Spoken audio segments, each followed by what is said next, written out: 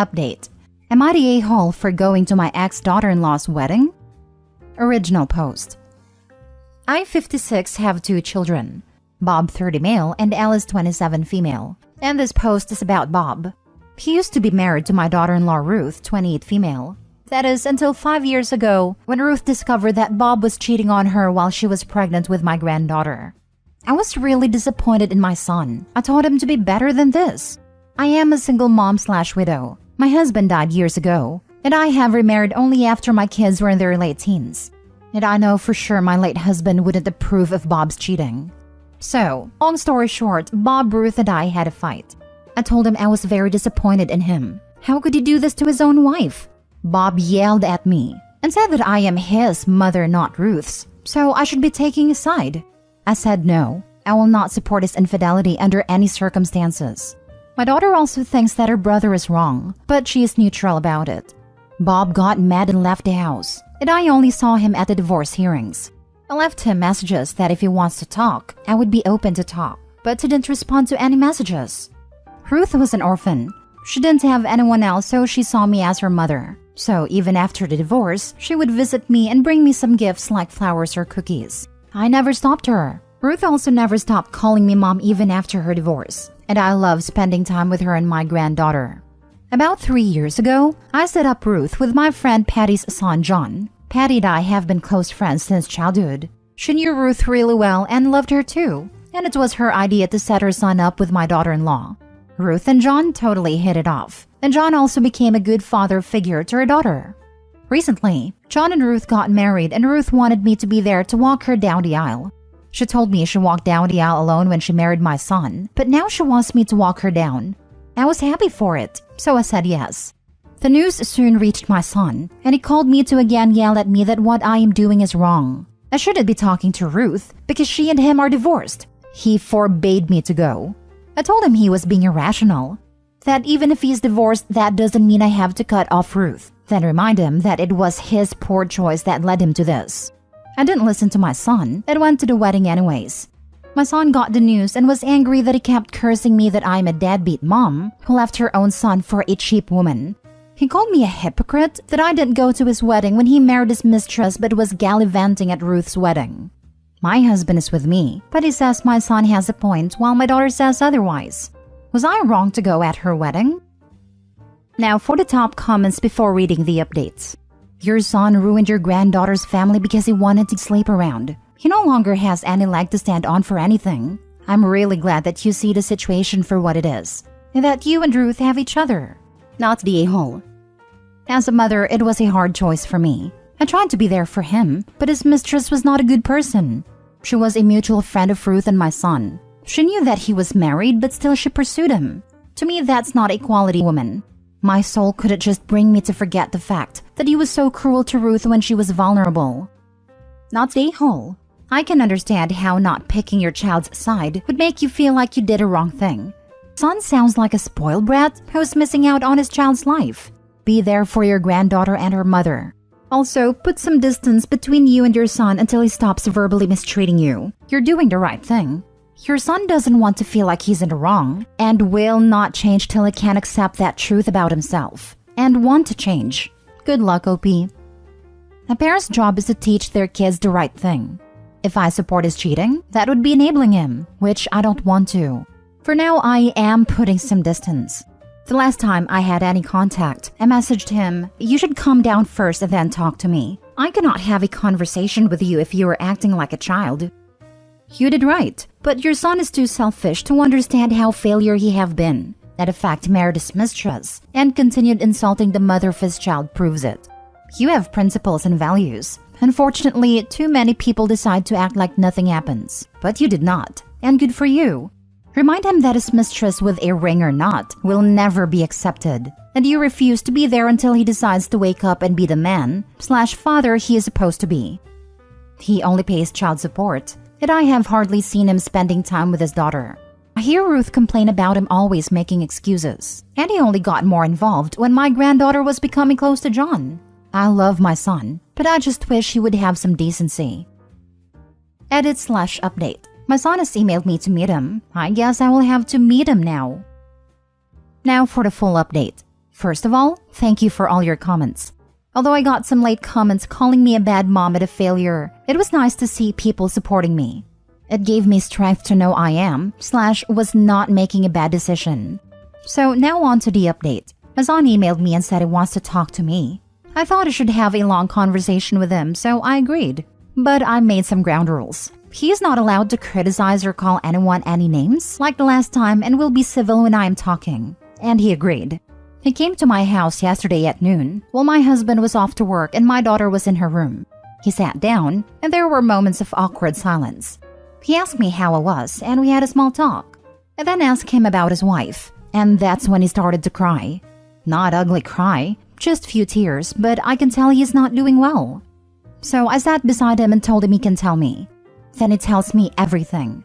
He tells me that he is sorry for how he reacted, that he understands why I might be ashamed of him. He later tells me his marriage is not going well, that his wife is no way near as good as Ruth was. Ruth took care of all his needs and loved him, yet he treated Ruth like trash. And now he is constantly fighting with his new wife. He knew he messed up a lot, which he learned the last time he visited his daughter and she kept referring John as her dad. Bob tried to make her say the word dad to him, and she screamed saying, "You are not my dad." He saw how much happy Ruth was with another man, and he realized what he has lost. I asked him, "Would you have missed Ruth if your wife did those same things for you like Ruth did?" He was silent. I further told him it seems to me that he only kept Ruth in his life because he used her to fulfill his needs. I explained to him about my relationship with his father. We were with each other, not because I fulfilled his needs. We were with each other because we loved each other. And that love didn't stop when one person was at the most vulnerable and weak. But he left Ruth when she was vulnerable and needed him the most. His needs were fulfilled when Ruth was just a housewife working a small job. But as soon as she's no longer needed, he discarded her. It really hit him hard as he was sobbing. He said that he knows he was an awful person, but he was manipulated by that witch, referring to his current wife. To be honest, I lost my cool and yelled that he should stop blaming other people for his mistake. It was his decision to cheat. It was his decision to leave Ruth. And it was his decision to abandon his daughter. He cannot run away from his responsibilities and wonder why nobody is taking his side. Moreover, he hasn't learned anything from his mistakes, because he is still calling his wife vile names. This is the same woman she claimed is better than Ruth. He had a choice not to cheat. He could have pushed her away when she tried to seduce him, but he didn't because in his mind, he made this fantasy that Ruth doesn't care about him, because all she ever wanted was to complete her education. I raised him better than this, and he is not just insulting my upbringing. He is also insulting his own father. And he will only see suffering in his life unless he takes full accountability of his actions. He told me he knows I was disappointed in him, and he wants to make things right. That he is trapped in a bad marriage because God is punishing him for how he treated his daughter and ex-wife. I told him that if he wants to be a good man, he should start by apologizing to Ruth and become cordial with his daughter. I also gave him a reality check that his daughter already sees John as her dad. So I have doubts she would start calling him dad anytime soon, but he would at least try. I told him to apologize to his sister as well. If he is really miserable in his marriage, he should get a divorce or try counseling. Whatever decisions he makes, I will support him. But that does not mean I will forgive his wife, because she has also did Ruth wrong. Unless she makes an apology to Ruth, I don't think I can see her as a decent person. Lastly, I told him that even though I am very disappointed in him, I still love him. I will always guide him to what is right. He will always be my son, but this is his chance to be a better man. I believe in second chances, and this time I hope he cleans up his act. I am proud of him that he acknowledges his wrongdoings. You're a good mom and person. Sometimes it's impossible to outparent patriarchal entitlement. My husband is a wonderful, supportive, loving guy who takes on 50% of the mental load and doesn't think he's a hero for doing so, while his brother is divorced with 2 little ones and just sucks. No cheating, but definitely a similar mindset of only valuing women for how they're supporting him. Same parents. You know, sometimes you can give everything you have, yet the kids will turn bad. You can't predict everything. I'm glad Opie made a mature decision. Opie, do your son a favor. Get some therapy recommendations for him and hand him the list. On things like this, one doesn't just clean up his act. That is vague and doesn't tell him how to do it. We need to do with the pull yourself up by the bootstraps mentality when it comes to stuff like this. If he wants to do the work to improve his relationship with his daughter, he has to work on himself, though she can have two dads, frankly speaking. I told him he should get therapy. If he needs money for that, I will give it to him, but he does need therapy. About his daughter, I still have hope. Bob said he has tried to be there for his daughter, but his daughter still wants John as her dad. He has to start with baby steps. He can arrange the custody with Ruth, or simply make full use of his visitations. Despite the possible eureka moment, I have my doubts the son will actually try and make amends. Or if he does, it will be short-lived, as soon as he realizes how much effort is involved. For his daughter's sake, I hope I'm wrong. Daughter already has a good dad, and sounds better off with a bio dad at a distance. Last story. Am I the a-hole for refusing to help my mom now that her husband is sick, and throwing the past in her face when she pleaded with me? My mom and I, 25, female, have a contentious relationship. We have been mostly estranged for the last 7 years. I say mostly because she has made some effort to stay in touch, while I faded away. My dad died when I was 4. Mom and him were not married, but they were together. She leaned heavily on my dad's family for a couple of years. Then she moved us away so she could start a better life for us. After moving, she met John and married him. And since then, I was told more than once by John and my mom that John was now my father. And I was told to call him dad, refer to him as dad with others, and not to correct anyone who used the term dad/father, while I was to correct those who said he was my stepdad. I didn't want to do this, but I was punished, and John yelled at me multiple times for disrespecting his love. And I was berated and told he was stepping up to take me on as his daughter, and the least I could do is to respect him as a father. When my mom gave John children, it became very clear he never saw me as his. I was treated differently. I was not given the same anything, yet the rules remained in place that I called John dad and would get punished for any instance of not. Mom always took his side, always backed him up, always agreed that he deserved some kind of respect for his stuff. I still have some bitterness over this. I didn't want John to be my father, but at the very least, if I'm going to be forced to address him as such, and to correct people who spoke the truth, I felt like I should have been treated better at least. But that didn't happen, and I moved out the day I turned 18 and stopped speaking to or seeing my mom and John. She would reach out. Sometimes I would read or listen to her speak, but I felt good not having them around. Now, John has been diagnosed with a neurological condition and my mom is caring for him. She asked me to come and help her, to help him, to help out their children. But I refused. She told me she needed me, they needed me, and that I'm their daughter. I told her I didn't care, I wouldn't help. And after everything they had done, they deserved nothing from me. I told her she failed me as a mother, and as far as I was concerned, they were already dead and buried, and nothing to do with me. She said I was being unfair, holding on to the past too much, and lacking in compassion.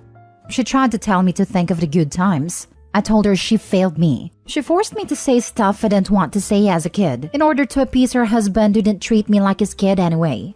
Now a family friend reached out after the disagreement, and told me I should be ashamed. And while they were imperfect back then, they are still my family. And that I piled on a woman who is doing the hardest job imaginable, which is caring for a sick loved one. Am I the a-hole? Now for the comments. Huge not the a-hole. Your mom and stepdad both failed you as parents. Both of them disrespected your memory of your father. Your stepdad forcing you to call him something he wasn't entitled to and didn't live up to. Your mom choosing him and his kids over you. I mean, the only parent you had left didn't want to protect you. Now she can live by her choice. That family friend can help her if she is so concerned. Because it turns out she is not your friend.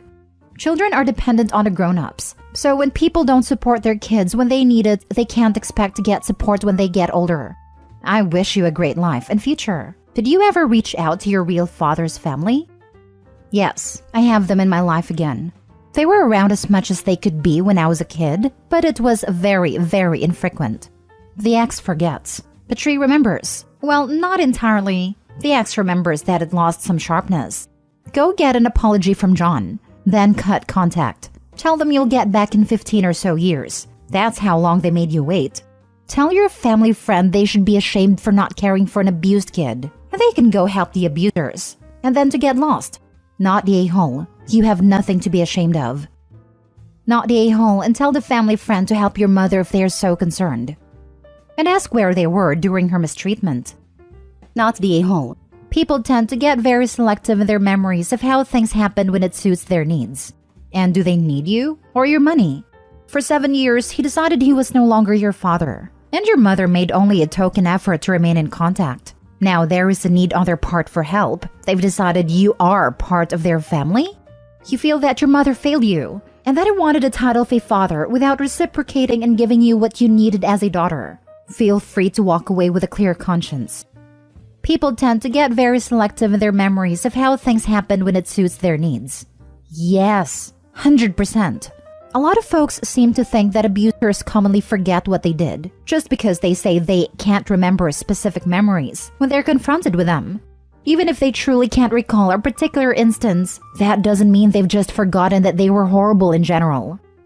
A family friend reached out after the disagreement and told me I should be ashamed, and while they were imperfect back then, they are still my family. There's imperfect and then there's abusive. That so-called friend is lucky they never had to learn the difference. Not the a-hole. Block them all. Enjoy being young and free. And join us here in r/raised by narcissists if you like.